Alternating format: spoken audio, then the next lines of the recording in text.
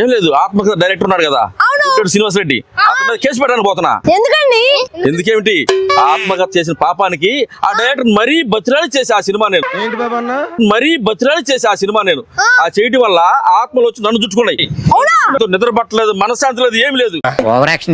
ఆ మనశ్శాంతి తట్టుకోలేక ఇద్దరు గురువుల దగ్గరికి పోయా. ఆ గురువులను పట్టుకున్నాయి నన్ను పెట్టి. ఆ గురువులు నా మీద కేసు పెట్టారు.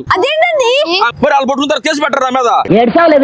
ఆ కేసు పెట్టారు కాబట్టి నేను డైరెక్టర్ మీద కేసు పెట్టడానికి పోతున్నా. అవును, మీరు బాధితులు కదా.